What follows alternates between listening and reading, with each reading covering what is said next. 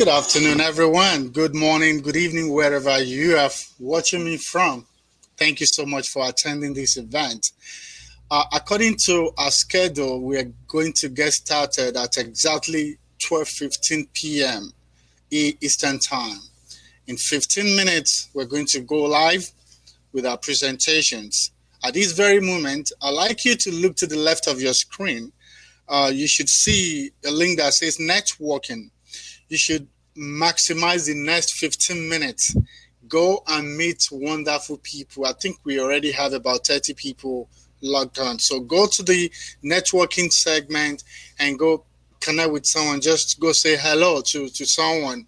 So in 15 minutes, we're going to come back here and we're going to get started with our webinar. I look forward to hosting you this afternoon. Please enjoy yourself. I'll see you in the next couple of minutes, but please remember, do not stay too long during networking. In exactly 10 minutes, we're going to get started on the stage. Thank you so much for joining this timely, engaging, and informative session on doing business in Nigeria, trade opportunities for the diaspora. There is no better time for the diaspora and SMEs to consider entering into the continent, especially with the disruption in China value chain and with the COVID and everything going on. The information we are going to be sharing today will help the vast majority of the African diaspora community and small businesses get started, grow and expand their businesses internationally and make a global revenue. So the question is, why are we focusing on Nigeria? Nigeria is approximately home to almost 200 million people, is the most populous country on the continent of Africa, and also the fastest growing export market in the region, with a high potential of becoming among the world's largest economy. So Nigeria is very, very important in Africa.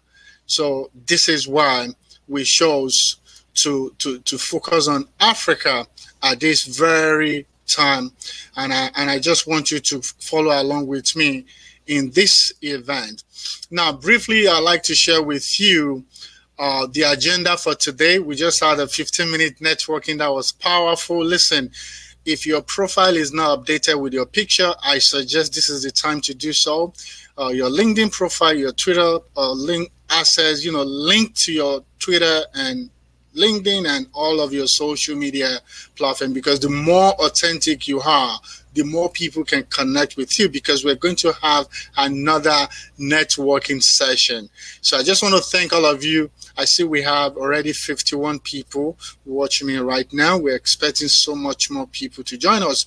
So we're going to have this webinar between now and 1:45. I have 4 great distinguished speakers from federal government agencies of Nigeria and from the private sector. They would each speak for 15 minutes. Then I'm going to have someone who was in the diaspora and she relocated back to Nigeria and she's thriving. She's going to be sharing her experience with us, all of us. After that, we're going to take your question and answer. Then when we're done with that, 1:45 to 2:30 p.m., you can see the last 2 items on the agenda are just concurrent, because you can go back to networking, you can visit any of the booths, you can engage with the speakers. So those 2 will be going on concurrently.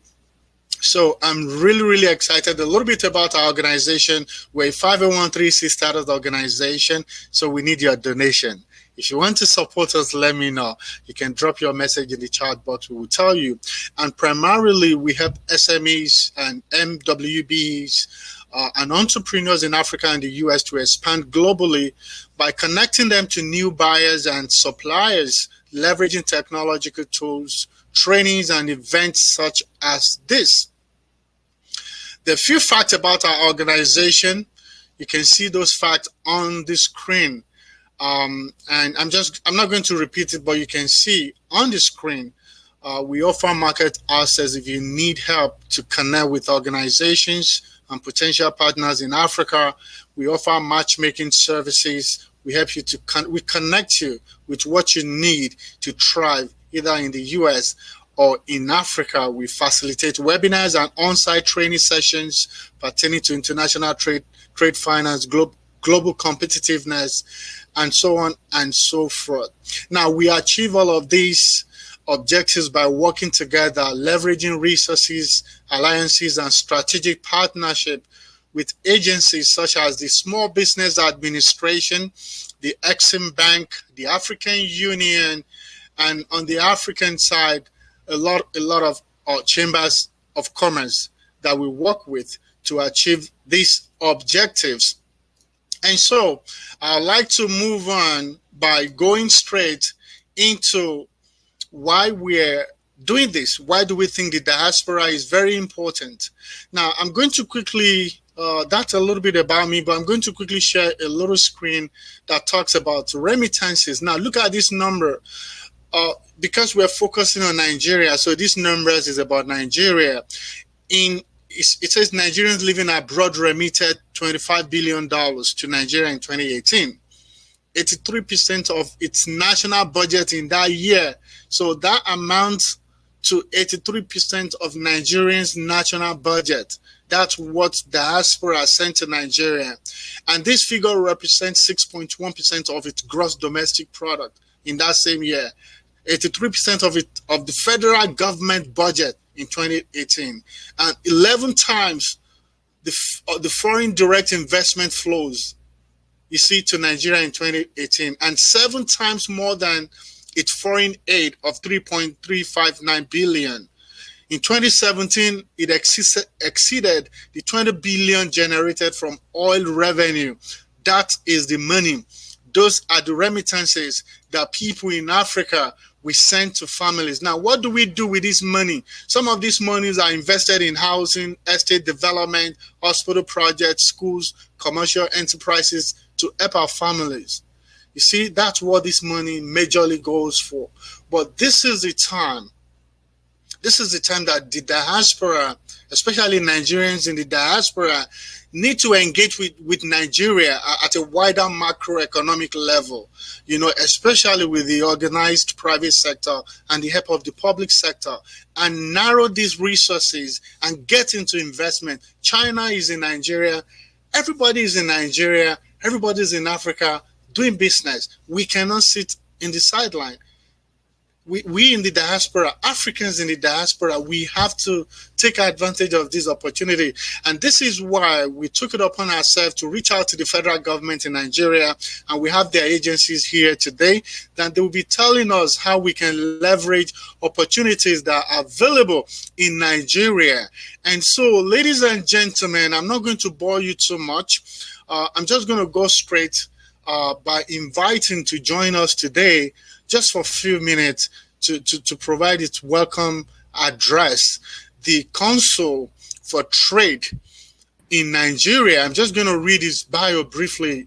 Mr. Nicholas Hagbo is the Consul in charge of trade and investment at the Consulate General of Nigeria in New York. He graduated from Ahmadu Bello in Nigeria, got his master's in international relations in Australia and in India, respectively. He has served in various capacities in local and foreign offices, with regards to his diplomatic service. He served as secretary to the Permanent Mission of Nigeria. He has served in Geneva. He has served in New Delhi in India. He's in New York. He has been to Beijing, and he's here in New York. In fact, when he came, he was the acting consul general.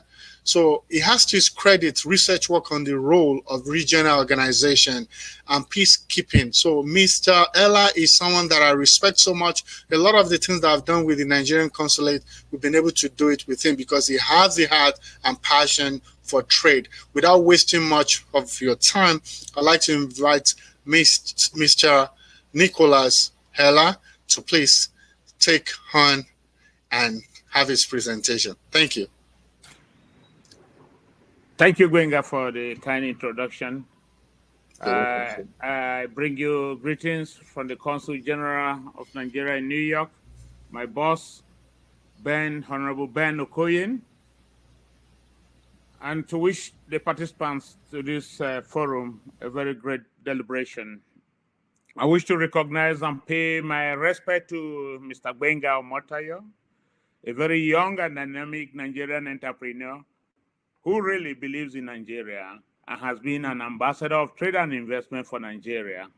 I appreciate his work and acknowledge his tenacity and drive to engage us in the discussion on Nigerians' investment climate and opportunity.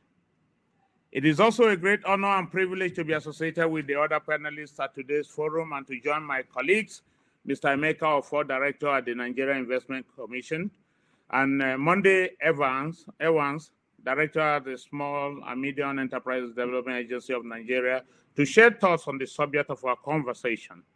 It is also a pleasure to get to know Sam Mbakalu, Executive Director, Africa International Trade and Commerce Research, and to share this platform with him. I join Gbenga once more in welcoming all participants to this conversation. Before we begin, I want to ask if you all have your masks, your hand sanitizers, as we adhere to the rules on social distance. These are the COVID-19 lessons we have to take along with us. As we proceed, may I briefly highlight the structure of my presentation today. I will begin with a little introduction.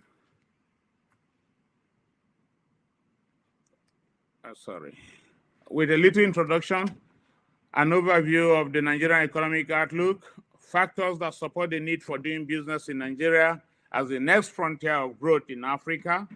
I want to also discuss the advantages we will have to derive from the African Continental Free Trade Area, and also to suggest some economic sectors that will provide opportunities for the diaspora to do business in the post-coronavirus era. And there we come to our conclusion. And because I have my colleagues and friends in this conversation, I will not dwell much on some of the issues that I have intended to talk about, but I will be addressing this platform on the topic doing business in Nigeria as it is the next frontier for growth in Africa and the opportunities that are available to the diaspora. This is in recognition of the fact that Nigeria provides an interesting environment where a lot of innovation and great ideas are taking place right now. And what is said about Nigeria is as good an example for other countries in the continent. For any meaningful foreign investor, Nigeria is recognized for its great potentials. This is so because Nigeria has been widely seen as a country that does not only have a great need for investment in infrastructure, healthcare, power, energy, technology, and agriculture, but also a place that offers investors some of the best opportunities on the continent on return of investment. In recent years, there has been a lot of investment flow that has helped transform Nigeria.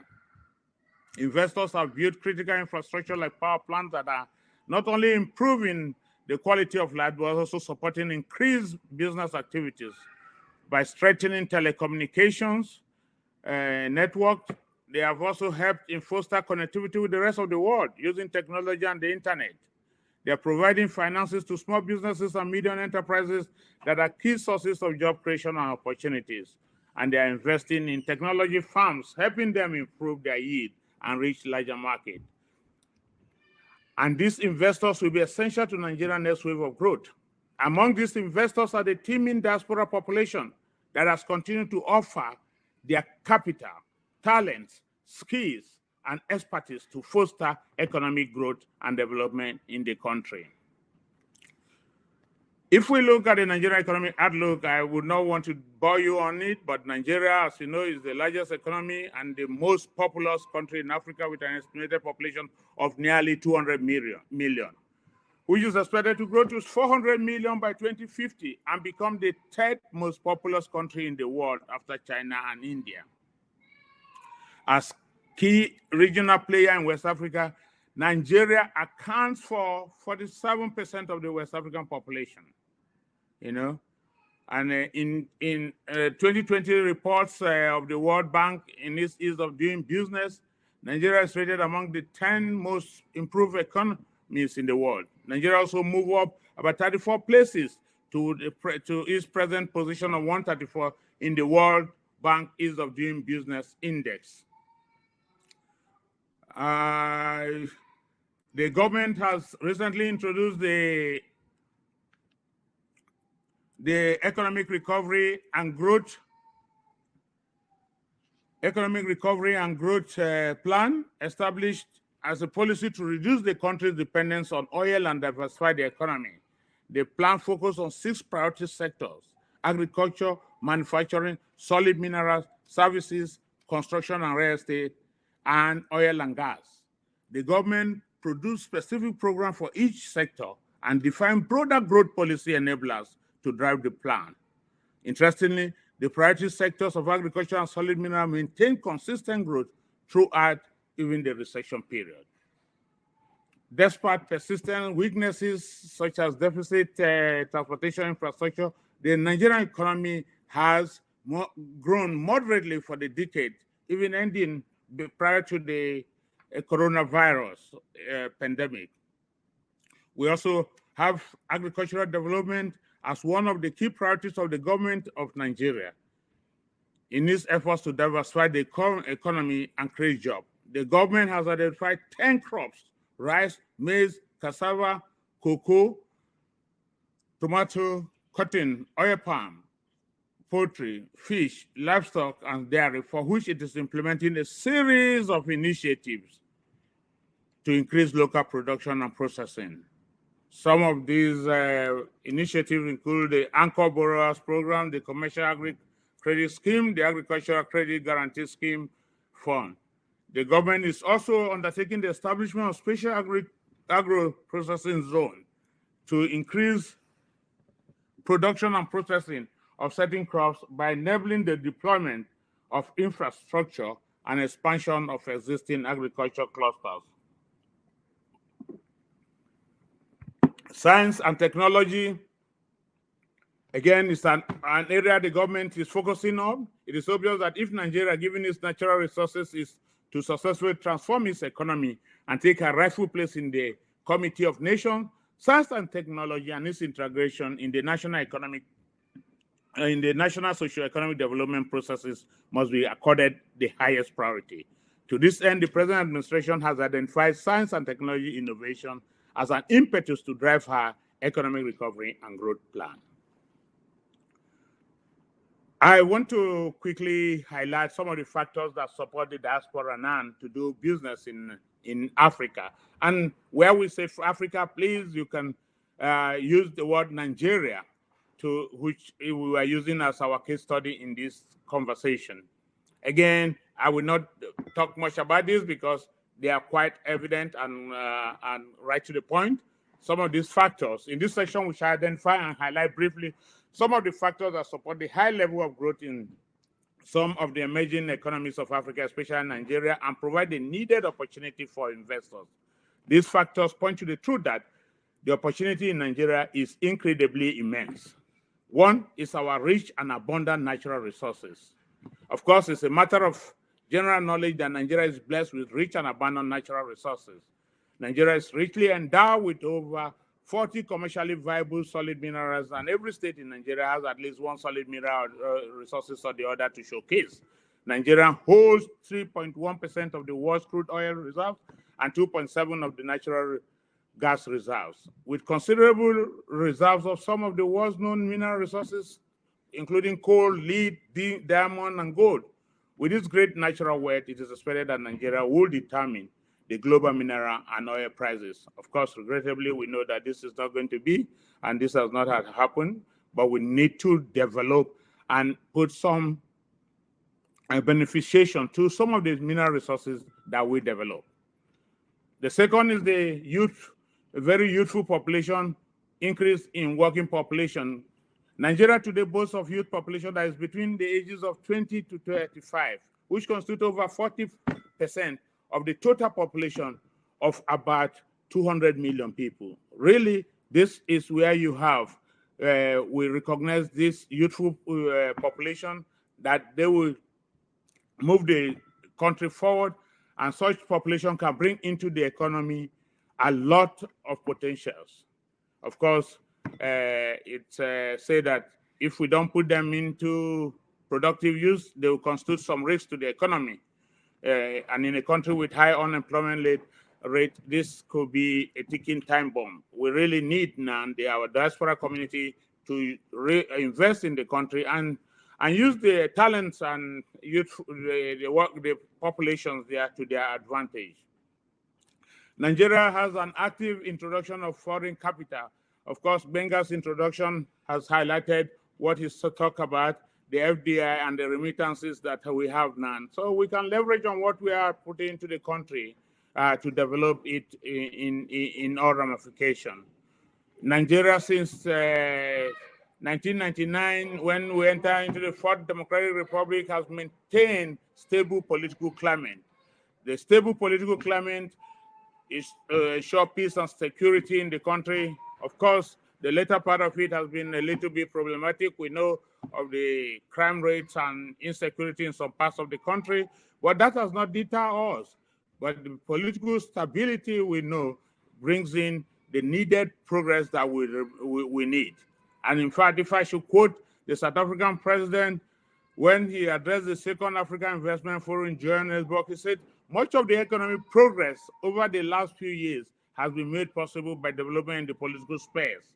Global Investor Survey consistently highlight political stability and security as important consideration for committing capitals. As Nigerians in the diaspora, I know that these factors have affected how they could inject more funds to help prepare the economic growth and development of the country. Nevertheless, Nigeria needs you, and you have your family there. You really need to invest in the country at this time. We have a very rise in the middle class with purchasing power. Of course, associated with the rise in the youthful and working population is the rise in the purchasing power of the middle class in Nigeria. This presents exciting opportunities to global businesses for expansion in retail and distribution. The changing demographics and improving business environment in Nigeria are just two factors contributing to rising household consumption in Nigeria.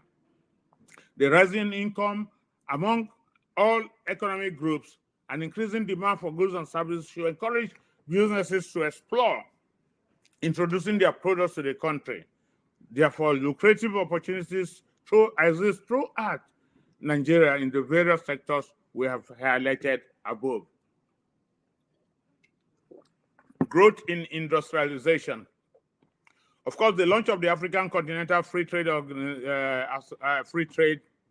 Area in March 2018 is expected to transfer Africa into a single market for goods and services in the continent, and that will unlock the manufacturing potentials and facilitate industrialization.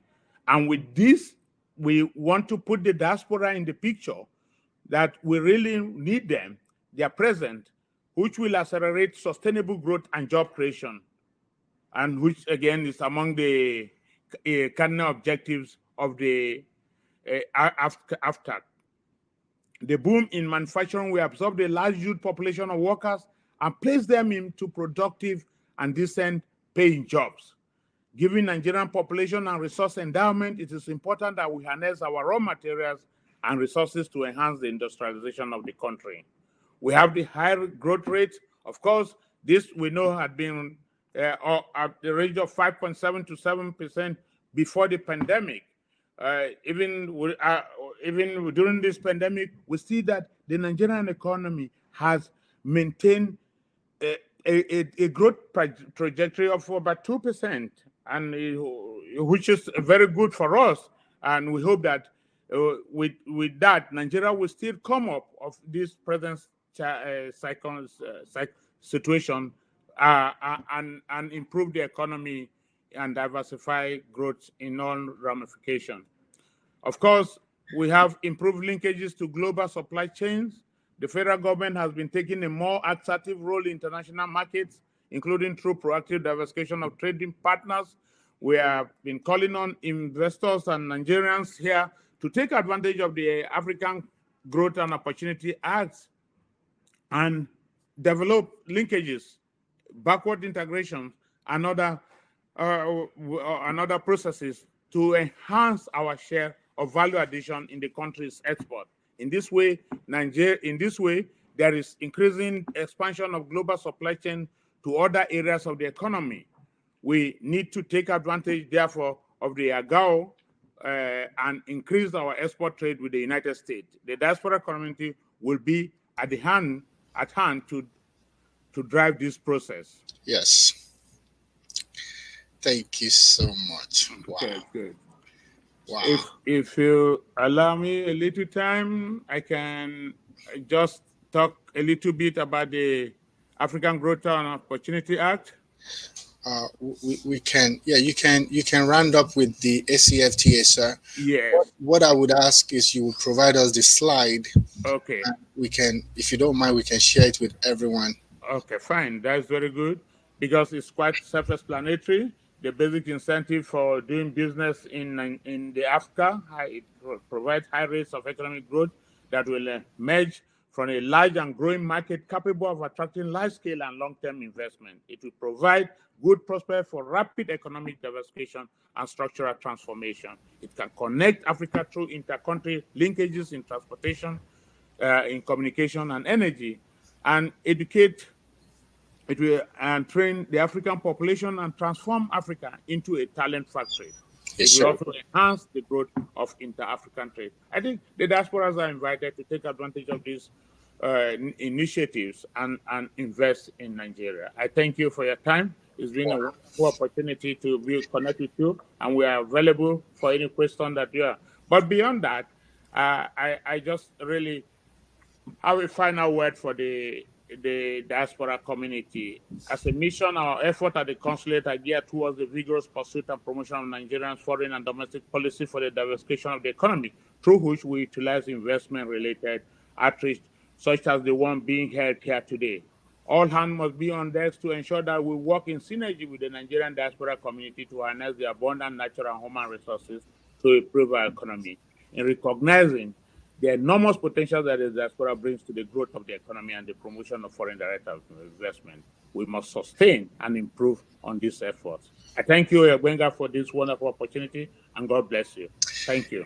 Thank you so much, Your Excellency. I know there's so much that you would like to share about Nigeria, and you did a great job with the limited time we have. But the good news is we have a Q&A session that would allow you to answer some of these questions. Yes, Africa, we are in a pivotal moment in Africa with the ratification of the trade agreement.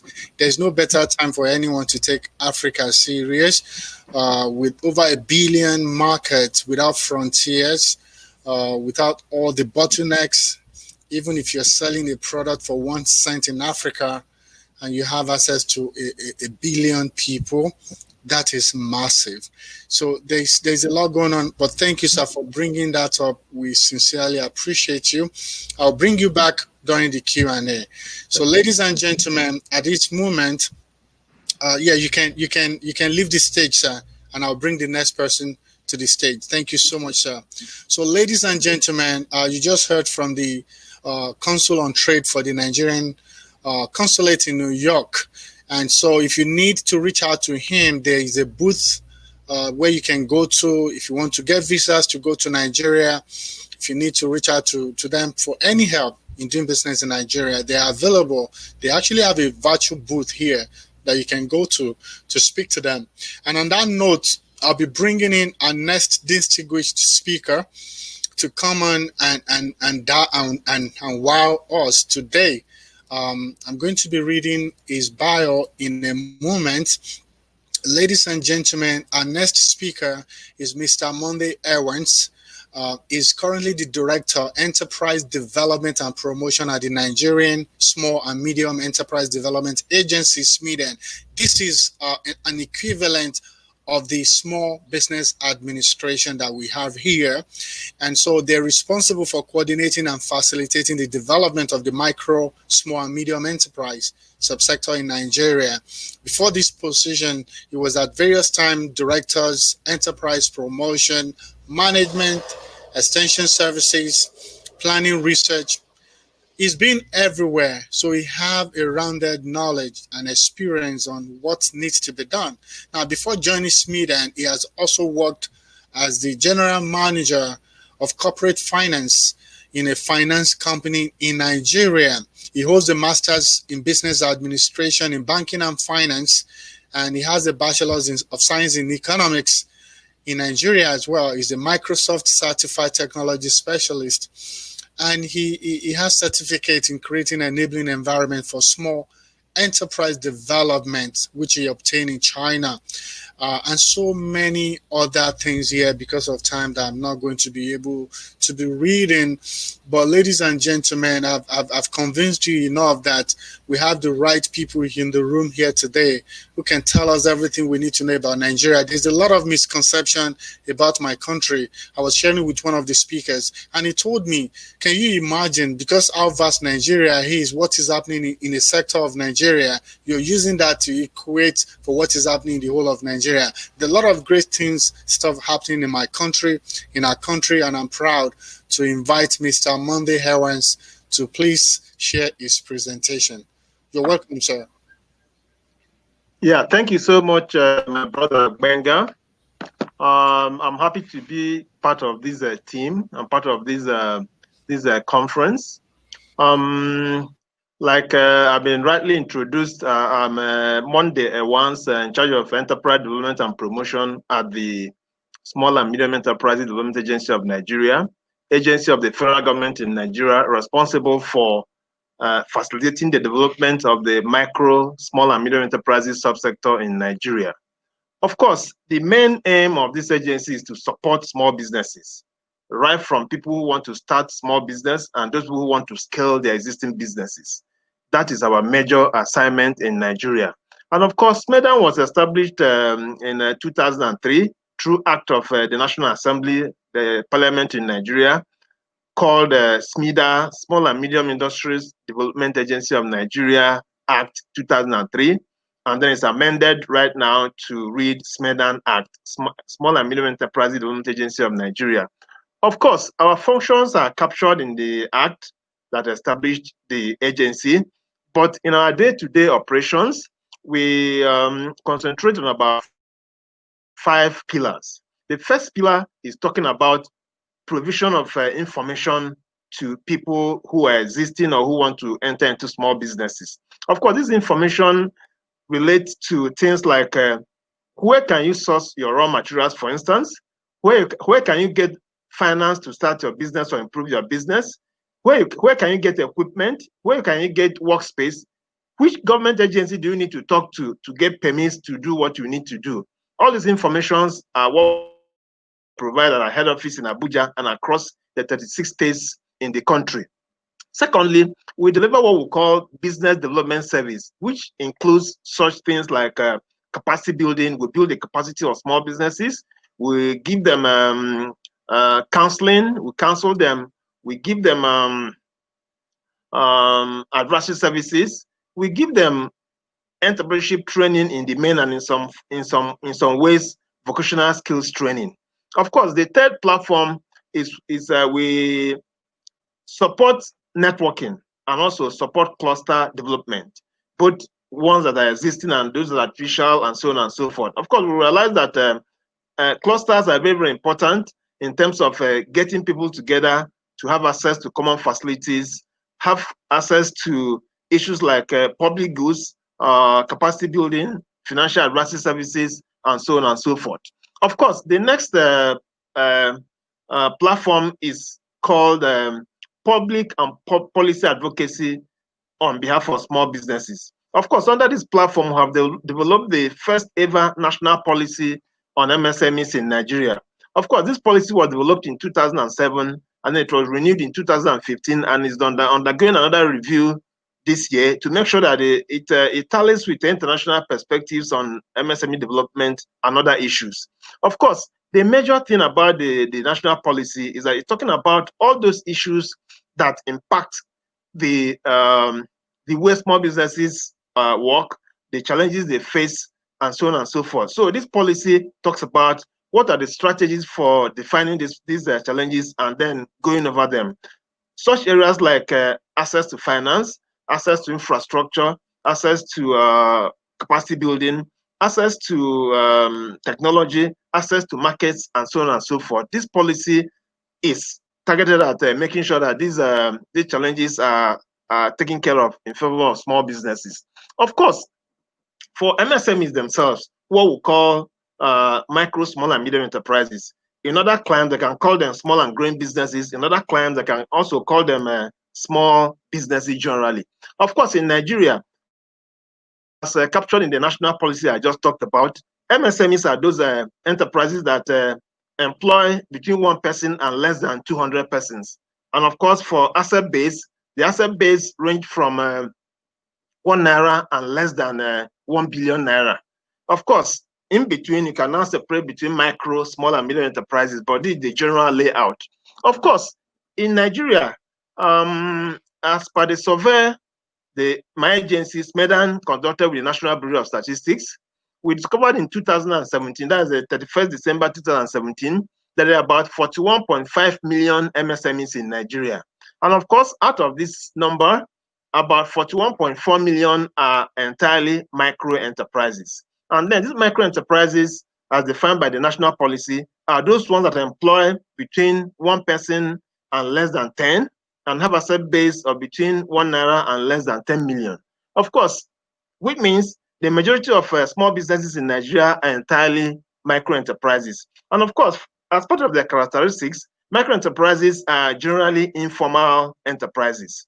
So in most cases, they do not have access to public goods, and they cannot have that kind of support they need to really grow from micro to small and so on. So the agency is also interested in making sure that these micro enterprises are formalized through registration with Corporate Affairs Commission, so that they'll be able to come to government rather and be able to access public goods as much as possible. Of course, in that survey we did in 2017 with MWBEs, we discovered that these 41.5 million MSMEs employ about 59.6 million persons, which is about 76.5 million 76.5% of Nigerian labor force at that time. And of course, MSMEs in Nigeria also contribute about 49.78% to nominal GDP, and also contribute about 7.64% to export in Nigeria. Of course, this is the status of MSMEs in this country. And of course, because the government is interested in making sure that MSMEs are supported, because whatever happens, if you're talking about diversification from the oil and gas and other areas, it's the MSMEs that will help Nigeria to go through. That is why the administration of the country is interested in supporting MSMEs to go through. And then this COVID-19 pandemic that came across, that we're experiencing right now, really affected small businesses of all sizes. Therefore, the Nigerian government came up with what they call the Nigerian Economic Sustainability Plan to make sure that they can support small businesses both within the COVID and post-COVID experience. And folks, the 4 key areas in supporting MSMEs through this plan is: number one, there's a plan to restructure the existing loans being taken by MSMEs across board in all sectors. There's also the plan of giving them friendly interest rate, single rate interest rate, to make sure that is not a burden for them, and also to make sure that their products have guaranteed offtakes, which means government will now make plans to take up their product so that issues related to markets will not be a problem. And then finally, too, because of this COVID problem, a lot of small businesses are not able to pay salaries and so on and so forth. So government has also decided to support them with payroll to make sure that they're able to pay salaries and support themselves and support their employees generally. And of course, in terms of making finance accessible to small businesses, the federal government, through the Central Bank of Nigeria, came up with 2 initiatives. The first initiative is called the 50 billion naira COVID fund, which is targeted at giving funding to small businesses categorized into household and SMEs. Of course, households are regarded as individuals, while SMEs are enterprises. And of course, depending on where you fall, the maximum for households is 3.5 million, and then the maximum for SMEs 25 million naira. And of course, there's another program they came up with, which has started before the COVID experience. They call it ASMEs program, which is an acronym for Agribusiness Small and Medium Enterprises Investment Scheme. Of course, small businesses can access up to 10 million naira from this program. And of course, the mandate of SMEDAN in this SMEs program is to support small businesses, those who want to apply for this fund, with training, entrepreneurship training, certify them, give them a certificate, and help them upload to the platform of CBN, and then CBN will take it through the NISA Microfinance Bank. Of course, for the agency itself, SMEDAN itself, we have several key programs, frontline programs that we use in Nigeria to support small businesses, to make sure that they're able to have support from government and be able to achieve what they need to achieve to support national economic growth and development. One of those programs is what we call Conditional Grant Scheme for Micro-Enterprises. Conditional Grant Scheme for Micro-Enterprises. Of course, you might remember the figures I reeled out as part of our survey, that out of the 41.5 million MSMEs in Nigeria, 41.4 million are micro-enterprises, and that relates to about 99.8%. And because a majority of these small businesses are micro-enterprises, the agency had to say, okay, what do we do to impact this large number of businesses in Nigeria? That was why this program came on board, Conditional Grant Scheme for Micro-Enterprises. Of course, the main components of this program is capacity building, is opening of bank accounts, is registration with the CAC, which is formalization, provision of micro insurance for 1 year, and then giving of 50,000 naira grant to each of them, and of course, following it all with business development service, like I said before, which includes support after training support, M&E, impact assessment, and so on and so forth. Of course, we are doing it in phases. As a date, we have done more than 20,000 persons in about 10 states across the country, and we're still moving on, depending on the budget constraints. Of course, the second program is what we call One Local Government, One Program, One Product Program. One Local Government, One Product Program, or LOP program. Of course, this program is also targeted at empowering small businesses to make sure that they're able to operate, scale, and then make sure that they achieve what they need to achieve going forward. Of course, the key points of this LOP program is also capacity building, it's also equipment support, it's also workspace support, it's also working capital support, which includes that they need to pay back 70% of it and then utilize 30% of the amount as part of the grant given to them. And of course, the other program we're talking about is what we call the National BDSP Certification and Accreditation Program. We know that to support BDSPs, to support small businesses in Nigeria, we need to have credible, quite skilled BDSPs. And then this program we're doing is to make sure that those people who support small businesses have the required skills, have the required knowledge, so that we don't change small businesses and be able to give them that knowledge to enable them compete favorably, even with their counterparts across the globe. So we're setting up this certification program to make sure that people pass through an exam and be able and also review their portfolio, and the National Steering Committee will be able to issue them practicing licenses for them to operate. Of course, we're also planning to establish what we call the National MSMEs Digital College, which is also an online teaching and learning platform, which means people from Nigeria and across the world can latch onto it and learn whatever thing they need to learn on various aspects of doing business, of running a small business in the country. Of course, finally, not to take our time, there are so many of them. We are presently doing a mass registration of small businesses across the country, which means we want to make sure that those people that were captured in the survey, we can have them physically throughout the country. So that's why we're having the MSMEs mass registration project. And of course, if you want to register as a small business in Nigeria, we have a dedicated website for that. Is www.smedanregister.ng. Of course, I can talk about that in more detail when we go to the booth and so on and so forth. Of course, like His Excellency just said, Nicholas, that the major areas that people should be interested in right now in Nigeria is in the area of agro and agro-allied services, in supply of power, because power is still an issue in Nigeria. You can also look at areas of ICT. You can also talk about mining, and some light manufacturing, and also the oil and gas sector. These are the areas you can come on, and then you'll be sure of getting your adequate return on investment in a very, very short time. So thank you so much for allowing me to talk for now. I'm available for the Q&A and so on and so forth. Thank you so much.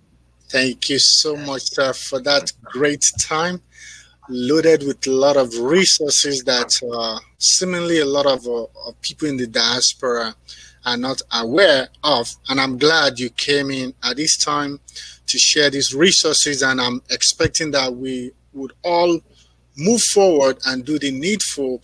We are in a good place as diasporans. There's a lot of agencies in the US side that help people, that help companies, small and minority businesses, or small MWBEs, businesses to expand internationally. So if we have that support from the US side, and now we have this support from the African side, then there's no reason why we shouldn't step out now and take advantage of all these opportunities. Thank you one more time. We appreciate you. If you have more questions for Mr. Monday, after this session, you can go to the Expo booth. It's on the left of your screen. After this session, we go to the booth. You can ask him more questions. He will be available to talk to you. Thank you so much. You may leave, sir, so that I can bring the next guest. Thank you so much, sir. Ladies and gentlemen, we're going to move forward. I'm going to bring someone from the private sector at this time. This gentleman, let me just read his bio. His name is Mr. San M. Mba, and I'm just going to share his picture right on the screen in a minute. Yes, that's Mr. San Mba. He's the Executive Director of African International Trade and Commerce Research. He's an international trade expert for the African market. He was in the diaspora before he relocated, so that makes it more unique for you to hear his perspective.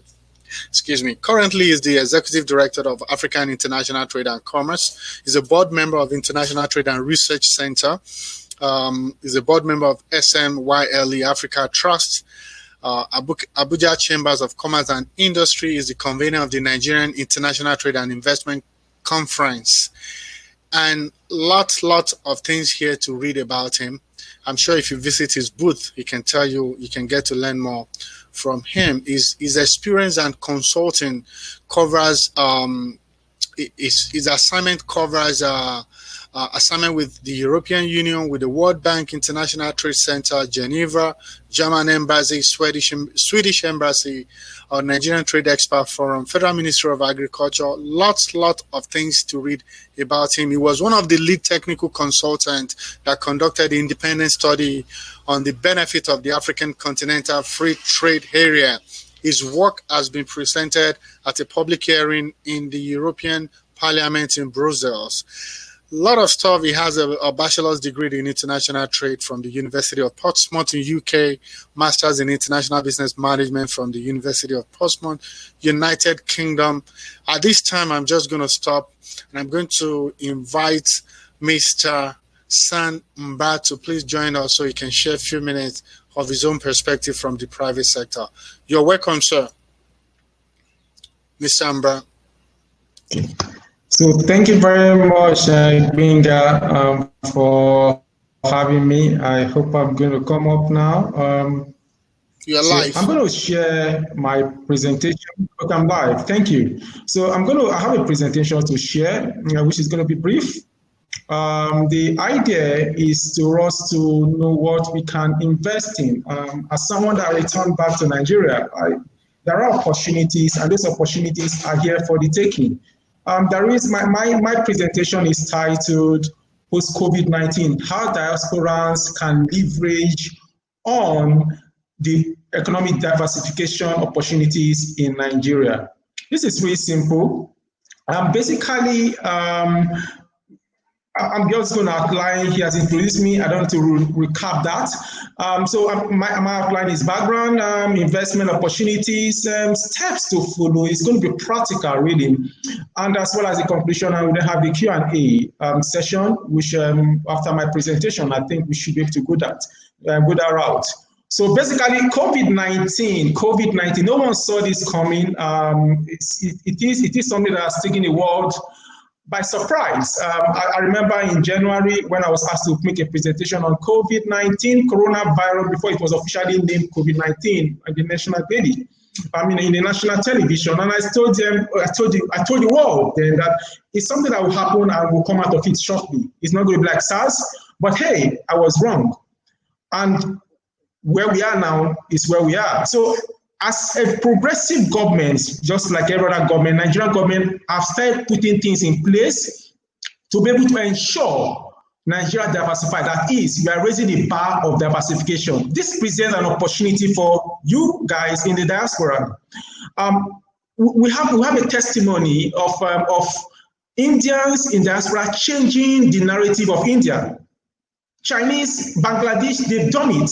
We can as well do it. So this is an opportunity for us to be able to invest in Nigeria in a targeted area. As a matter of fact, we need to maximize investment as a developmental tool for positive impact in Nigeria. So this is the background. So I'm going to hit it. What is the opportunity? Where are the opportunities in Nigeria? There are several opportunities that cut across sectors. And when I mean sectors, it's across sectors. However, because the government has so much relied on the oil industry for our socio-economic development over the years, now they are then considering the non-oil sector, because the non-oil sector over the years has not really contributed much. And that is where we rely on you guys in the diaspora at the moment. And the reason why we rely on you people, there are 7 key areas that will give you a tremendous return on investment. Because investment, you're a diaspora. That does not make you a Father Christmas. You should be able to invest and make profit. There is no crime in investing and making profit. And that is why, since there are 7 key areas I'm going to talk about, we should look at 7 key areas. The return on investment is massive. So these are logistics, science and technology, the creative industry, housing, real sector, and the healthcare, as well agricultural value chain. These are 7 areas you need to consider when you think about Nigeria investing. And you have to do that now because the return is massive. There are challenges, and that challenges is the investment for you that will give you good return. So now let's talk about investment in logistics services. The federal government, through the CBN, has proposed 3.5 trillion naira to create the ecosystem for logistics. What do we mean by that? There are funds available to stimulate the sector for storage, for logistic companies, for the movement of raw material, to the value addition, to the finished goods, and to the market. These are value chains that brings return. So as we speak now, most of our movement of goods are through the road, and we have trucks that fall, we have trucks that you can't track online. So customers run at a loss, that is delay. Investing in an efficient logistic company gives you money, meaning when you come in and invest, people will gravitate towards you. We have about 200 million people looking for services that will meet their needs. So now the government is also opening up the railway system. That means there will be opportunity for you to invest in car park in the railway, invest in warehouse near the railway stations for return. That is storage. So most of the airports, I'm based in Abuja, and I might be wrong, but I'm not aware of any cold room in Abuja. If it is, but it's not in commercial volume, it's not what you can obtain when you're in the UK or in the US or even some of our neighboring countries. So this is an investment opportunity for you to come in and put in your money. So there is also the aspect of the dynamic logistics part. The COVID-19 has shown us the need for logistics. So e-commerce relied greatly on logistic company to move their service. So initially, NIPOS is a regulatory authority that is in charge of licensed courier services. So we still have the dominance of DHL and the rest of them dominating the market. However, we start having small businesses coming up that offer logistics. You in the diaspora, you know how it works. I live in the UK, I make my order today, and the next day I get my order, I can track my order. Most of these companies can't really offer it. You can bring in an expertise to come and make this happen, and which gives you return. So initially, I think 3 weeks ago, there is new licensing issuing that was brought out, but it has been stepped down because the NIPOS did not go through the normal process, and I know they're going to review it. So I would advise, keep an eye, hold Benga very closely. Benga, the guys that are in the trade, the US African Trade and Business Network guys, hold them closely, because so they will feed you with information when this opportunity comes. A lot is happening in Nigeria, a lot is happening across Africa. So keep an eye with the people that have credibility, like Benga and his team, because they will help you and give you the intelligence that you need when the licensing comes. You don't need, if I may put a figure to it, with some dollar, when you convert it, you know what I'm talking about. You can get a license and own a company where you can even manage from outside with technology. So there is also a big thing in the housing sector. Currently, Nigeria has a deficit of 20 million units. That means 200 trillion naira to bridge this deficit gap. People want to have a decent house. People want mortgage. This is an investment opportunity for you to think about and to look into. For the COVID-19, it gave the government opportunity to make a short-term, medium-term policy priority housing to be one of them, which the CBN is committed to. The federal government has done it. CBN is committed to paying attention and supporting businesses that want to invest in housing. And that is not surprising when you then have NMPC, that is the Nigerian Petroleum Corporation, having planned to partner with private developers to invest in housing deficit.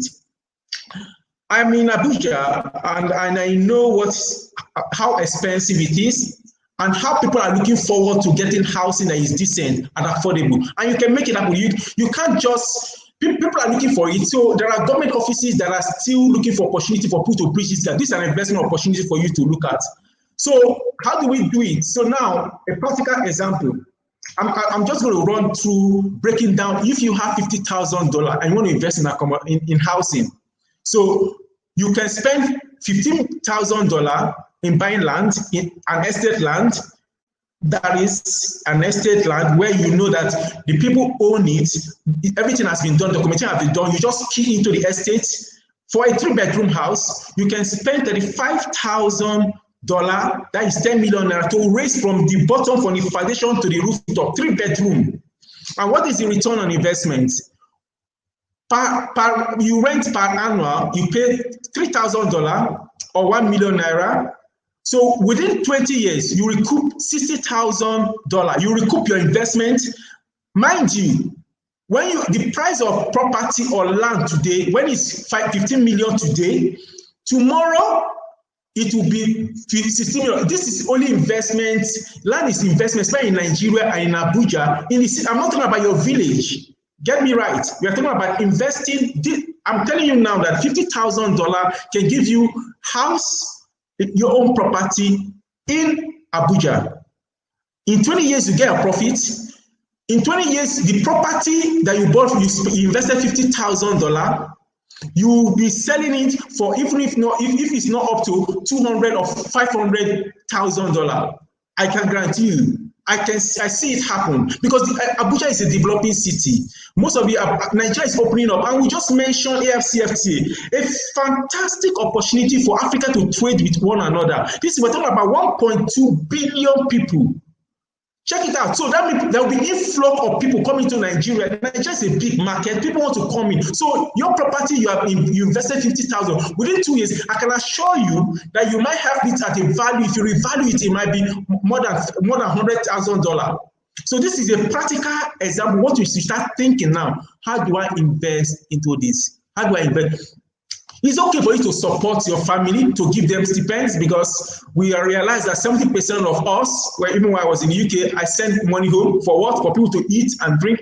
However, if you invested in property, they know that they are getting the salary, the rent they are getting a year is what they can use to plan for themselves. So you say, my dad, my mom, or my younger one, I've invested this money into this property. 1 million naira comes out of it every year. And so that 1 million naira that comes out is something you can then use to then educate yourself in school. So the creative industry, Benga is in. The creative industry is a massive opportunity as well. We're talking about trillions of dollars investment opportunity. Nollywood has been rated very high because of the creative industry. So this is an area you should also think of investing. As a matter of fact, the government has also encouraged the private sector, the banks, to set aside 5% of their profit for the creative industry. That gives you an opportunity for investment, for you to get return on your investment in really a short time.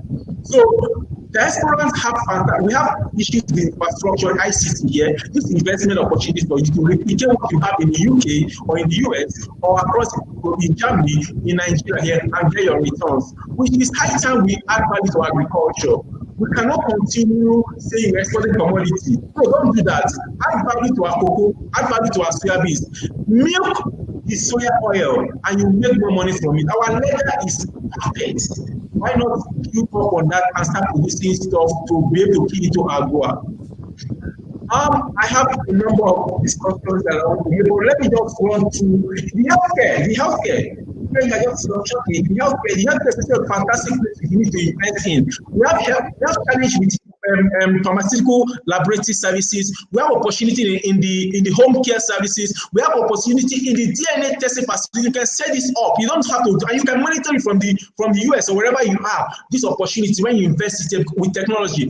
And mind you, the government has just given the go ahead for crowdfunding. So you don't need to set this up yourself. You can key into already credible businesses coming up. And that's why I say again, lay hold of Benga. Benga is a person you need to work with closely, because if they're outside, they know what's happening in Nigeria, and they can support you to make your business grow. So you don't need to you invest in the existing business, it brings in the return, you take your profit every month. The crowdfunding gives you return every month, and it's electronically monitored. So technology is also an area we have to look at. The real sector, the manufacturing sector, there's a whole lot of business opportunities that you want to consider. We're talking about the government also making available 500 billion over the medium term to stimulate the state-of-the-art machinery for packaging, for production of Zobo and the rest of it. So these are opportunities I would consider you take. What are the practical steps? There are 4 practical steps you need to engage Benga, that is the USAfrica Business Group. Have a business support institution that will support you to be able to get into the Nigerian market or the African market, as well as the Nigerian market, because this is the biggest market in Africa. Work with NIPC, which is a government agency, and even SMEs, the small and medium, those agencies will advise you. Follow Nigerian business trend. Don't follow the trouble. Oh, there's bombing that is killing. Yes, there are killing in some part of the country, but that does not define the whole Nigeria. Let's keep an eye on the business area. That only is what if sensation news, people, it doesn't change life. What changes life is when you give people opportunity for growth, for employment, and for wealth creation. And I think basically that is what I have to say for now. Post-COVID-19 should be more of diversified economy with support with Nigerian diasporans. I thank you, Benga, for this fantastic platform you give me to us. And at the same time, I must emphasize that the government is encouraging us in diaspora to invest in Nigeria, and let's key into it and make Nigeria great. Thank you very much. Thank you. I will share this slide with you guys. I will share the slide with you, and Benga will share it across. And we can always meet at my booth for further discussion. Thank you. Thank you so much. I feel bad seeing the way you're rushing through those slides, those powerful information. So, but the good thing is, like you said, you will share your slide, and also people can join you at your booth section where you can also tell them a little bit more about what you do, your consulting business. I know you help a lot of organizations to facilitate trade, bilateral trade as well. Thank you so much. We're grateful. We're grateful. And ladies and gentlemen, we're going in straight into the last segment. We're going into the last speaker in this segment, and is going to be, rounding up this segment. Then we're going to be having the Q&A section, and I'm just going to quickly read his biography to you guys. Ladies and gentlemen, I have here with me Mr. Emeka Arofo. He's currently the Director of Strategic Communications for Nigerian Investment Promotion Commission. His job, he goes all over the world. His job is to tell you that Nigeria is a big deal. Don't listen. He told me one thing. He said, listen less to people who are not in business and listen to people in business. Things are not always the way people say. Is the Director of Strategic Communications for Nigerian Investment Promotion Commission. This is an agency of the federal government that is established to encourage, to promote, and coordinate investment in Nigeria. It's driven by a passion to solve business challenges on a sustainable basis. He's a first class scholar trained in the UK, where he obtained his master's in corporate governance and an MBA in Lagos, Nigeria. He has developed competence and expertise spanning over 26 years in banking, corporate governance, business consulting, research, negotiation, investment promotion, public policy development, and strategic communications. Prior to his current position, he has worked with leading banks in Nigeria, and his contribution has resulted in quantum leaps for the banks. He also worked in different capacity in the public service, and he's held many positions, different directory positions in real sector, human resources, national competitiveness, policy advocacy, investment facilitation, and incentive administration. And now is the Director of Investment Promotion. He's a conference speaker and a fellow of the Society of Project Management and Development. At this point, I'm just going to stop. Like I say, you can always engage with him afterwards. So it's a privilege and a joy and a pleasure for me to have you join us this afternoon, sir. You may proceed with your presentation. Thank you. Hello, everyone. My name is Emeka Arofo. I'm Director of Strategic Communications, Nigerian Investment Promotion Commission. I want to use this opportunity to appreciate USAfrica HUB, the organizers of this event. His Excellency Nicholas Ella has spoken, and he gave us great insights on what to expect. Mr. Evans also spoke, and the rest of the speakers that spoke at this event. I will just like to summarize.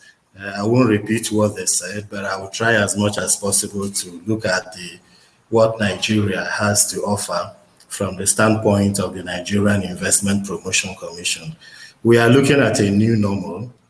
I want to also mention that the Nigerians in the diaspora have a great role to play in Nigeria's economic advancement, and indeed Africa's economic advancement. I would also like to mention that we at Nigerian Investment Promotion Commission, that we are willing and ready to support the Nigerians in the diaspora to invest in Nigeria. Talking about the new normal, it's just been only 4 months since a pandemic was declared across the globe. And it's basically about 6 months since we got a name for the pandemic, or for the causative agent that has to do with the pandemic. Looking at the global cases, I just want us to look at how it all began. If you look at the global cases, we now have over 16.8 million, with about 660,000 deaths across the globe. It shows that we have a health crisis on our hand. Also, if you look at the case in Nigeria, we have, as at yesterday, about 42,000 cases and over about 873 deaths recorded. So it has just moved from a global public health crisis to an economic crisis. If you look at the latest World Economic Outlook projections by IMF, you will notice that they have made a projection stating that the world is likely to face a recession, about 4.9% negative recession. And it has different impacts across the globe, across different countries. The United States or the US area will seem to have about between 8 and 9% recession. The Euro area seems to be the worst hit in terms of the projection, for about 10% negative. And Africa and then the rest of the world will have their own challenges in terms of the growth projections. Now, if you look at the same thing, the IMF projects that this kind of recession, the impact of COVID-19 in what we are doing in terms of investment, will have to clearly show something like the worst global recession to be seen since the Great Depression of the 1929s and early 1930s. Although IMF has been revising these projections, I think they've revised it about twice since these things started happening. But we expect that as the pandemic lasts, that the projections will reduce. Now, what impact does it have on investment flow? We did an analysis of from the World Bank database to look at the global financial crisis. And it seems that despite the rise in FDI flows around 2019, that the impact, there has been some significant pressure on FDI flows across the globe.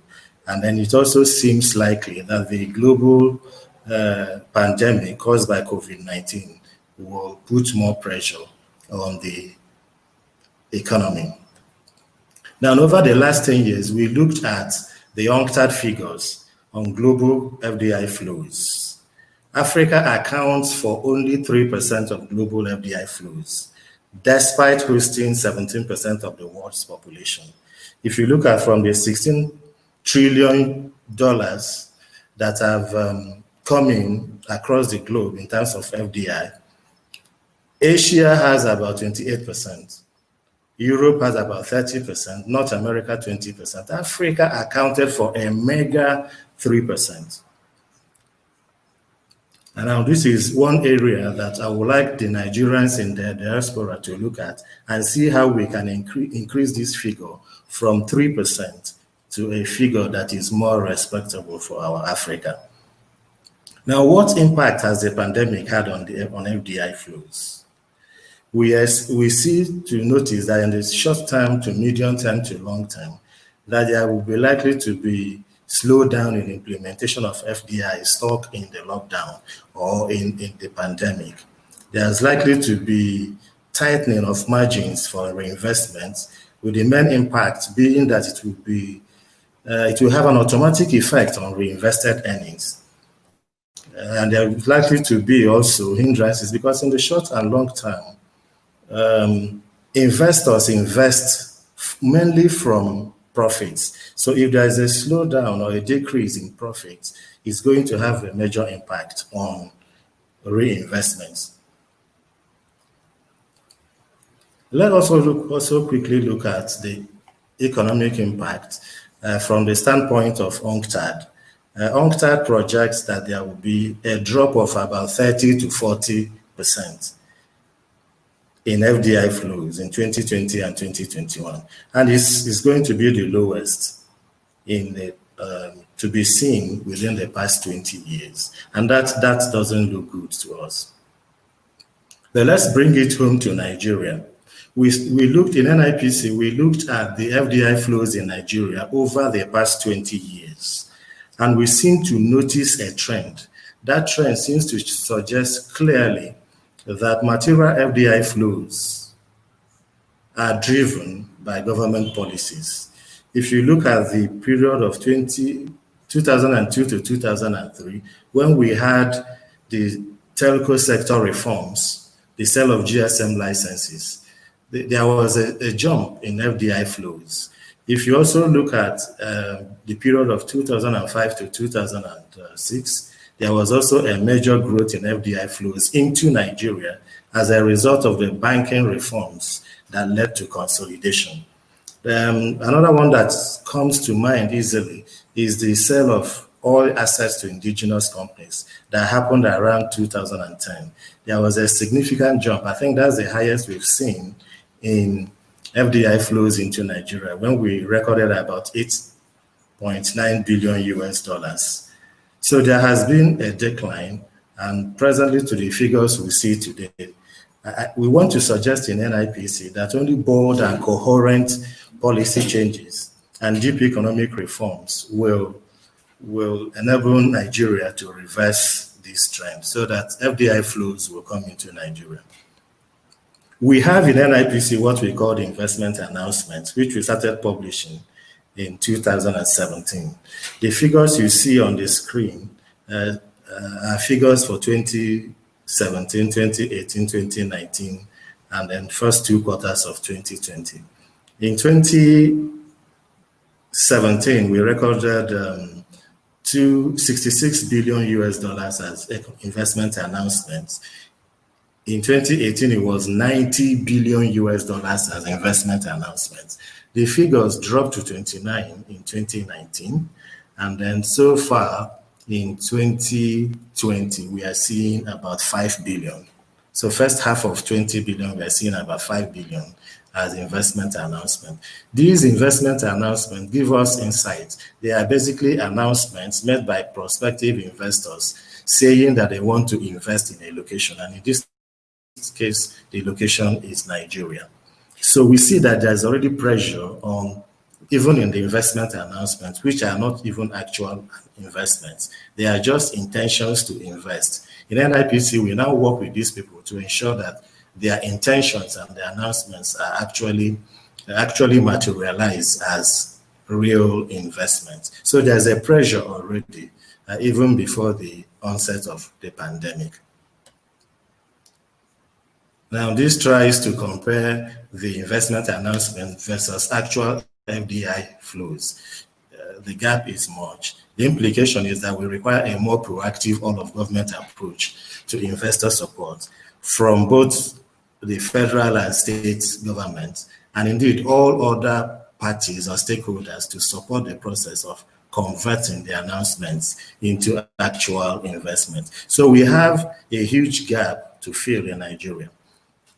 So we all have to work towards ensuring, as a people, as a nation, as professionals, to ensure that we attract these investments into Nigeria. The next slide tries to compare COVID-19 figures and then FDI sources, the impact it has. Clearly, COVID-19 has had tremendous impact on FDI.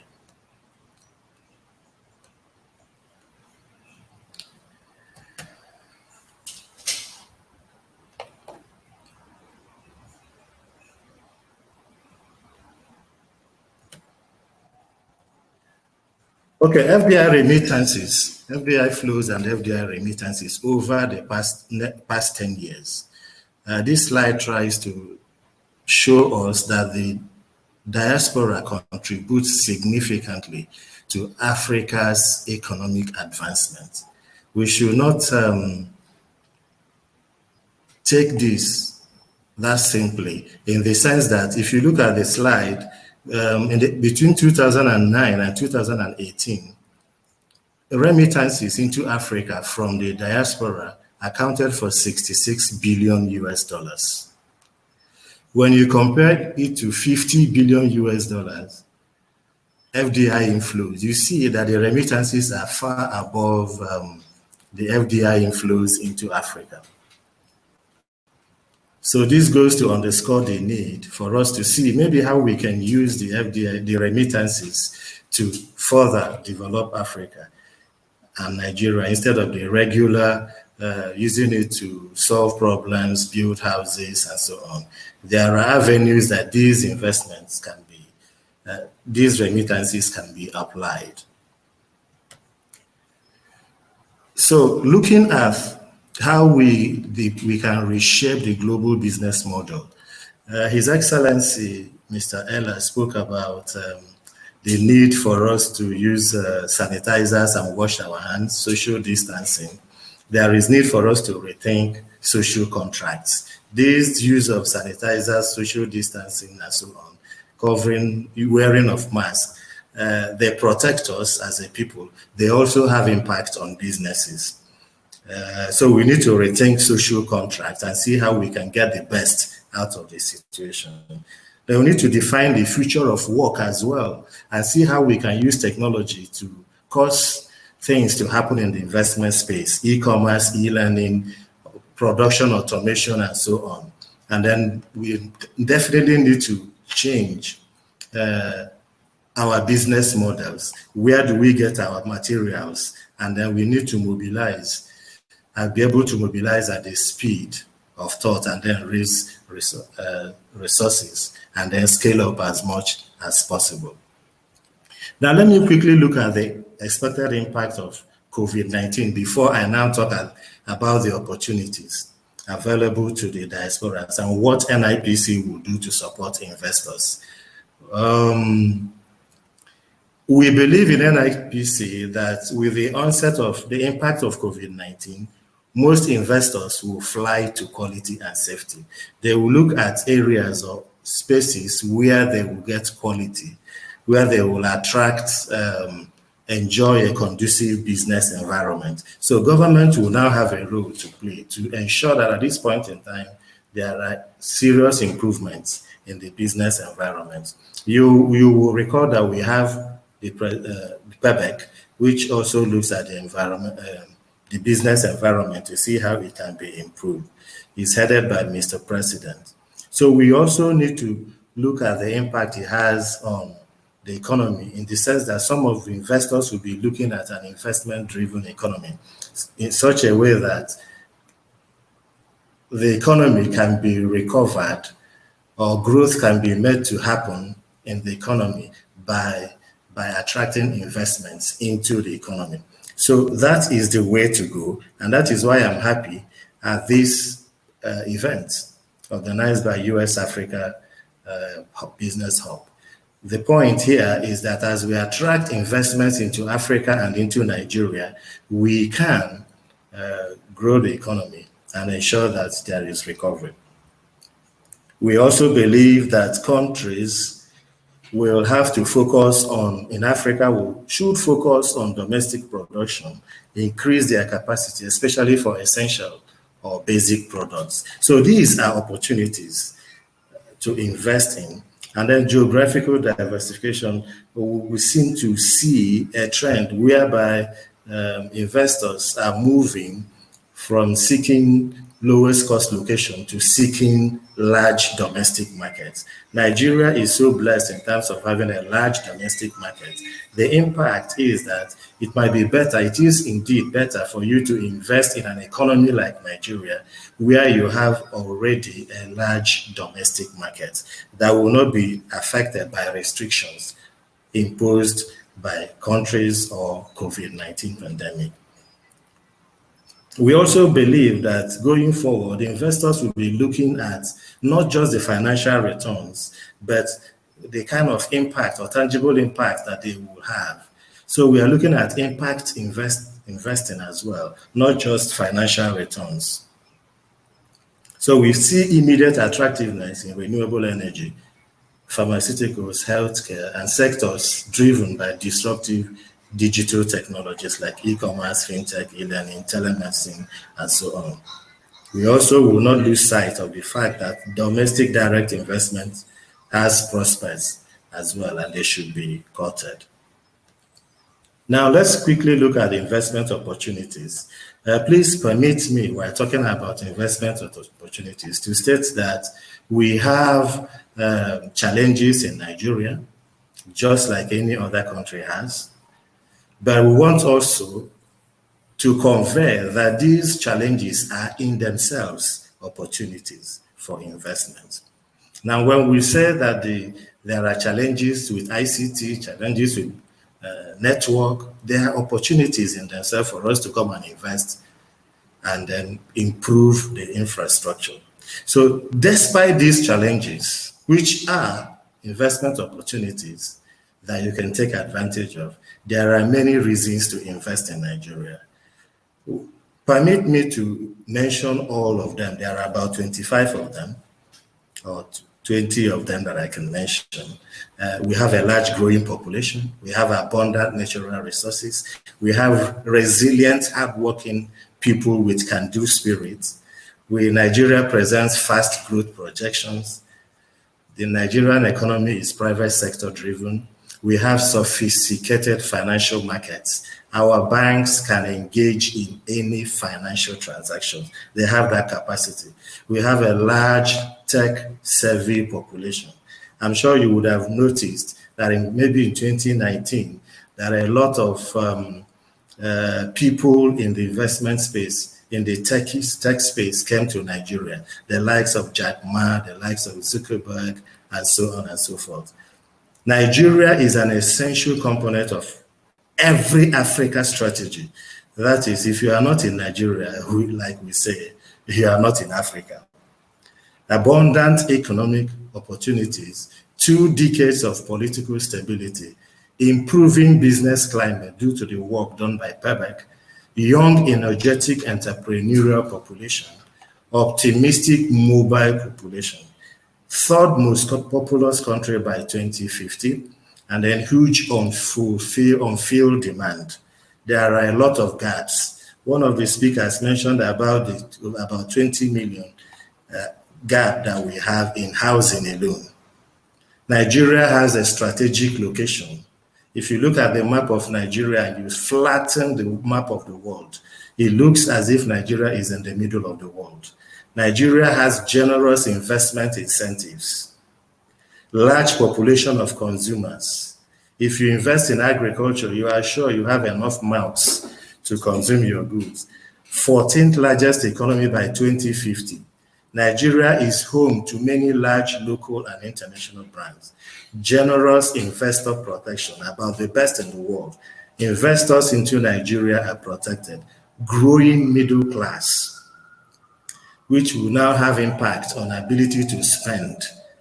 Strategic time zone, we are awake when the rest of most of the world is awake.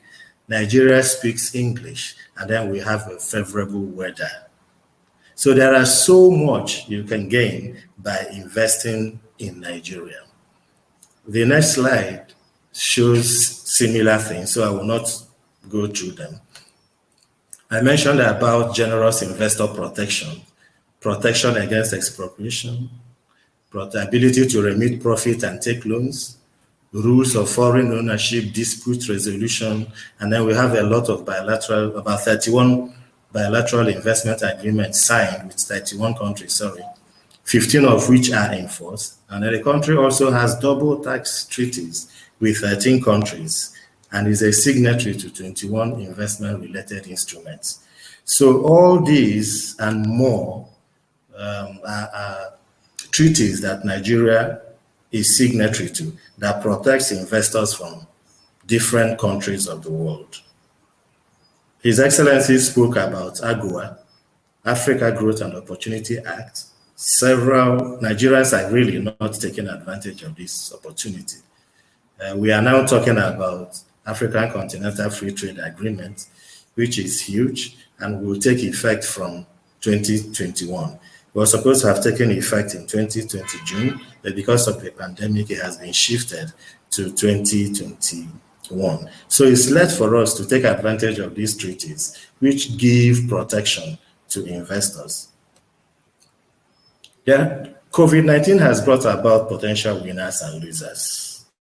The slide before you shows all the sectors from the losers to the winners. So we see the winners as agriculture, e-commerce, ICT, health services, food and beverages, chemicals. The other sectors are potential losers, but with good management and strategy, you can also always open a niche in the sector you are looking at and still achieve and still become a winner. Nigeria offers investment opportunities in both high growth and under-penetrated industries all over the world. We've mentioned agriculture, with 82% of land size arable, 40% cultivated. So you still have about 40% uncultivated. This is a great opportunity. Oil and gas, a lot of people are looking at oil and gas as if it's no longer current. But it's still current, even though the focus is now on gas. But oil and gas is still strategic to Nigeria.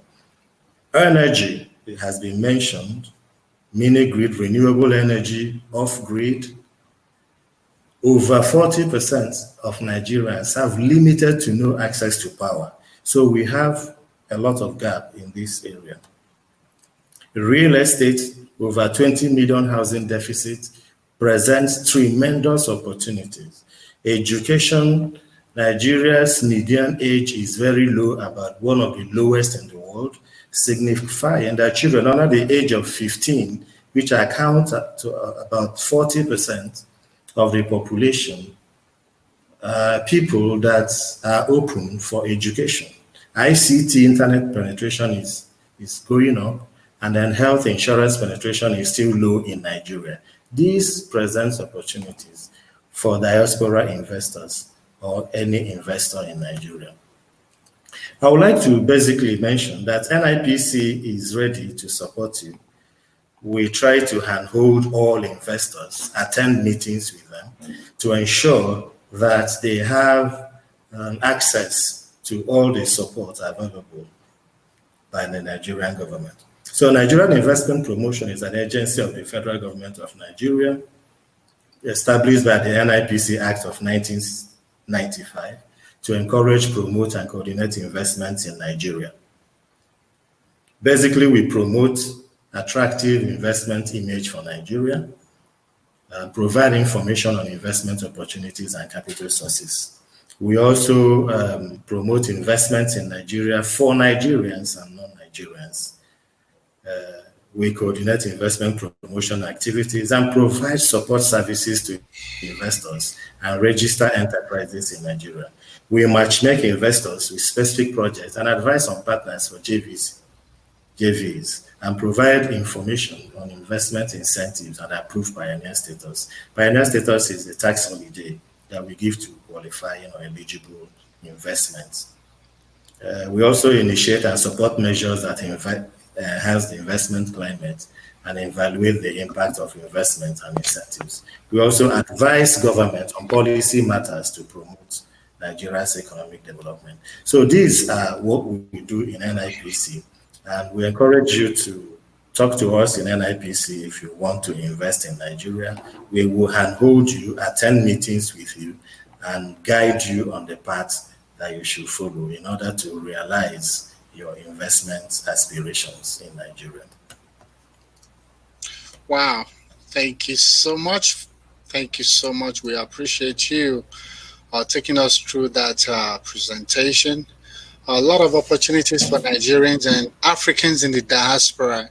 So let's remember, these opportunities are not just for Nigerians. These opportunities are for Africans and African Americans, anyone in the diaspora, any Black person in the diaspora, because this is the whole idea of the continental free trade, making it easy for you and I to do business anywhere in Africa. And of course, Nigeria is taking the lead. So ladies and gentlemen, I think I hope this has been worthwhile. Now, before we go in, so you may leave the stage so I can bring in and unshare your screen. Thank you so much, sir. So I would like to, before we take Q&A, but the thing with the Q&A is most of the questions that we have taken down have already been taken care of by the speakers, but we're still going to run through so we can go in and do networking and check out the exhibitors. So I'm going to quickly be bringing on and next, I'm going to be bringing in someone who is going to be sharing her experience with us. The thing with her is she's been in the diaspora and she relocated back to Nigeria, and she's doing amazing work in her business. So I would like for her to share her experience. So ladies and gentlemen, I'm going to be asking Tolu Jayeola. She's the founder and CEO of the only, this is amazing. When you hear this, it's going to blow your mind. She has the only mobile confidential document shredding company in West Africa, the Shred Station. When people talk about opportunities, these are the opportunities we're talking about. Mm-hmm. She has the only company in the entire West Africa. You know, she established her company in 2016, and she's doing amazing well. She's also an experienced professional accountant, and she has an accounting firm. She has an MBA from Warwick Business School. And she's a chartered accountant as well. She graduated from Obafemi Awolowo University in Nigeria, and she spent over a decade working in the UK financial sector. So, ladies and gentlemen, I'm not going to bore you too much with a lot of this information. I would like Tolu to please come and share with us why this is very, very possible for diaspora to come to Africa, to come to Nigeria. You know, briefly in 5 minutes, please just share with us why you think it's possible and how your own journey has been. Thank you. Okay. Thank you very much, Mr. Gbenga, for this fantastic opportunity. Thank you. Just like he's introduced, my name is Tolu Jayeola, and, you know, I used to be a diaspora, and I'm now in Nigeria. Do I regret it? Sometimes I do, sometimes I don't. But I would just want to share with you some of the reasons why I took the bold step to come back to Nigeria. I had been in the financial services industry in the UK for quite a while, and I was doing quite well.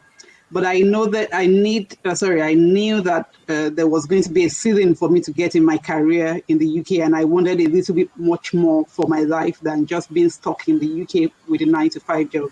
So I came to Nigeria. Every of the speakers today has spoken about how well, you know, some other industries are doing. You could have the manufacturing, you have the oil and gas, you have housing, you have every kind of sector that is doing well, but nobody has mentioned some other secluded kind of industry, which is where I come into, that could also, you know, you forget about them, but if it's an untapped market. So Nigeria is an untapped market. It has a large population. I'm not sure you can really find that kind of number that you have in Nigeria to do and scale your business anywhere else in the world. Is purely untapped. There are still so many states. There are 36 states in Nigeria. It's purely untapped. You can really be the leader in anything you choose. So I established the Shred Station in 2016.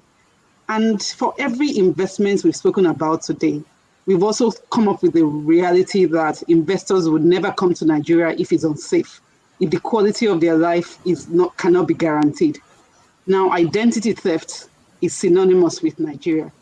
Everybody that talks about any fraud or anything would always have a Nigerian name. And the reason why this is really goes up in its thousands in terms of numbers is because we never protect our information. There's a fake of everything can be made in Nigeria. That's why the Shred Station came up, to go to your location, to shred or to destroy the volumes of personal identifiable data that you have. And once we are done with that destruction, it's a specular economy because everything gets recycled back into toilet paper. Before we started, the kind of options that we had included people burning those records. People will go in the dead of the night to set fire on tons of records. So I was talking about how identity theft had nearly collapsed the economy. And it's widely stated that no economy can be one of the best economies in the world if there's no transparency, if people don't trust it. If people don't trust any economy, then there won't be any investors in that economy. So the service that we provide puts a little bit of trust into Nigerians, where you don't have any fakes of anything that, the Nigerian name would be mentioned, where companies are forced to destroy, so properly, safely destroy their records on their premises in terms of how many volumes they might have, where companies are responsible for not just dumping the records in canals and blocking it and causing floods all over Nigeria, where companies would just not set fire on tons of records. So we have come in as the Shred Station to stop all the archaic method for the destruction of volumes of confidential records. So if you take into consideration, I know that some embassies would take their records back to their home countries because that was what they trusted.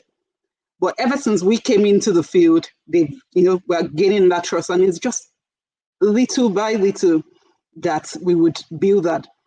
It hasn't been an easy journey. There has been so much or so many problems that I have had to surmount. First was that I didn't realize this was a male-dominated industry. I didn't realize working with machines in Nigeria was really for the men. So I had to find my voice and keep my voice in the industry. I had to earn my, seat on the table. Yes. Also, access to trained employee, including even as basic as mechanics for our equipment, is really hard. So again, that could be another thing for people that could be in diaspora to say, oh, I know this is an issue. Why don't I come into Nigeria to set up a mechanic village that could cater for bikes to trucks? That is a big gap in Nigeria. Also, policies, there's a mismatch of policies in Nigeria. In other economies, you would have the privacy policies, you have the GDPR, but in Nigeria, there's really nothing that makes businesses have to do this kind of things. There's also, we've spoken about SMEs, the support for SMEs. Sometimes everybody assumes an SME just need loans. Most times it's not loans. I just need access to the market to be able to earn my revenue. That's why I want to be there. So there's still a lot to be done, but I know that we're on the right track. We're on the right track. We'll be expanding by the day, and I'm happy. Anyone, it's good to come back to Nigeria. So you did it. You believe others can do the same. Would you say you are fulfilled doing what you're doing? I think I would have had doubt if I didn't do it at that time, because for me, I've got the energy now, and I had invested a lot in Nigeria a year before then. If I had invested that much in Nigeria at that time, then I should be here driving that income. So the business has kind of grown over 300% since I returned to Nigeria. So which is, good. It is good. If it doesn't work out, at least I know I tried. Thank you. That's the word I want to hear. You don't want to wait until regret takes the place of dreams. I like the fact that you took the courage and you stepped into that market, and the fact that you have the only shredding company in West Africa is mind-blowing. And we've been talking about opportunities. This is an example of all the virgin opportunities that abound in Africa, that we in this part of the world, we have the technology, we have the know-how, we have the experience. We were exposed, we have the resources, we see how things work. We can go back and just make it happen. So thank you so much, Tolu, for being a beacon of hope, for being a pace setter, someone we can say, she did it, I can do that as well. And I'm sure people would be reaching out to you for more information. Thank you, Tolu. We appreciate you. Thank you. Thank you so much. So, ladies and gentlemen, so that has come to the end of the webinar. And at this time, I'm going to be inviting all of our panelists, the speakers, to turn on their video. Turn on your video. Let's quickly do justice to some of these questions that we have, even though a lot of these questions have been taken care of already.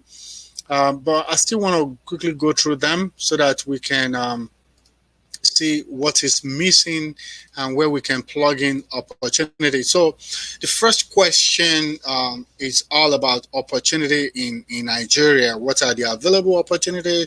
What are the available? But the reality is virtually everyone who spoke today spoke about the available opportunity. Even Tolu spoke about opportunity. So I don't know if there's any of you, are there anything that you would like to add? We basically have just 10 minutes so we can move into the final exhibition and networking. But for these 10 minutes, is there anything you would like to add to any opportunity that you think are bound in Nigeria that you want people to be aware of? Then from there, we move on to ease of doing business. There's been question about how easy it is for you in the diaspora to do business in Nigeria when you look at the when you look at the infrastructure available, infrastructure regulations, policies, and things like that. But like I said, these are things that you've all spoken about, but I still want to bring them up. And also, I think I'm just going to run through them. The next one is there's a conversation about regulations. Are the regulations supporting small businesses to thrive? There's establishing trust for local partnership. People are asking questions. How can they trust people on the other side? How can they trust people on the other side? And I think Mr. Mba spoke about it, that is why we have organizations like the USAfrica Trade and Business Network. Our job is to bridge that conversation. We're in conversation, we're in partnership with a lot of these local agencies. And if you need anything, you come through us. Like I said, His Excellency is right here in New York. You can get an appointment, go to the consulate, and speak with them about your investment plans. They will guide you, So I think we've also talked about this. We talked about that. Access to capital and funding. Mr. Monday spoke extensively about access to capital and funding. So I don't want to be repetitive. I think we've covered a lot of these things, but are there any of these that any of you would like to comment on before we just move on to the final phase of networking and exhibition?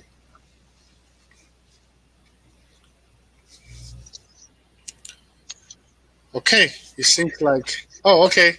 Your Excellency, please proceed, sir. Thank you very much, and thanks so much to the panelists for doing justice to this topic. I think the understanding, the underlying take on this is that the Nigerian market is ripe for business. There are infinite opportunities available. Whoever and whatever anyone wants to do, you can approach any of us, especially those of us here, Benga and I, have become co-travelers Yes. on this journey now. So yes, we can always, we are there to beckon on you. We are there at your own beck and calling. You can let us know what is the area of interest that our people are interested in investing in the country, and we can also direct you appropriately. Thank you. Thank you so much, Your Excellency. Okay, so we have people waiting. Like I said, everyone, you can go to the exhibit booth. You can meet everyone you see here. They'll be available to answer your question personally. Also, concurrently, we're going to be having networking. We are big on networking. A lot of people are posting questions about what they're looking for, the type of people they're looking for. The best way for you to get the conversation started, if you're using your laptop, on the left side of your screen, you see the networking is in red icon saying now. Jump right into networking. Our system has an algorithm that will match you up with someone else. For 3 minutes, you can have a conversation.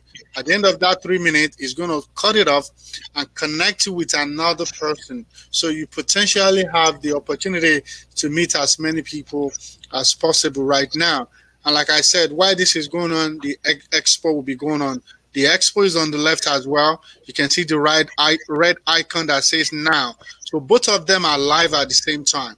You can go to any of the booths. You can network with people.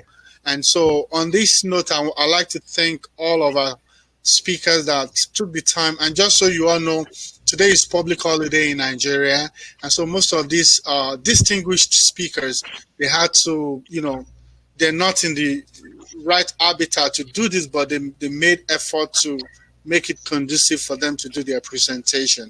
We are grateful to you. We look forward to continuous partnership. Like His Excellency has said, we are ready to bring stuff to Nigeria, and we're going to be able to do that with the help of the Almighty God. And so I would like to thank you all for coming, and I'd just like to share on the screen. This is our contact details. If you'd like to follow up with us, check it out on Facebook, on Twitter, on Instagram. It's all USAfrica HUB. We have a blog that you can get to learn about things that is going on in international trade. We have a website, USAfricaHub.com. And just so you are aware as well, we have our annual exhibition, which will take place on September 21st to the 22nd. Everything is virtual this year. We're going to be using a similar platform like this for our exhibition, the USAfrica Business HUB. So we would like you to please visit our page so you can register to be part of that. So please don't waste your time. Don't waste time. Please jump right into those networking and exhibition, and just go and make connection. We're going to keep it open for as long as you would like to stay. So officially, we're done talking on the stage, but you can stay on in the networking, and I look forward to networking with either one or, some of you as well in the networking section. So ladies and gentlemen, let's all proceed to the networking section and to the exhibition section as well. Thank you so much all for coming. Let's jump right into exhibition.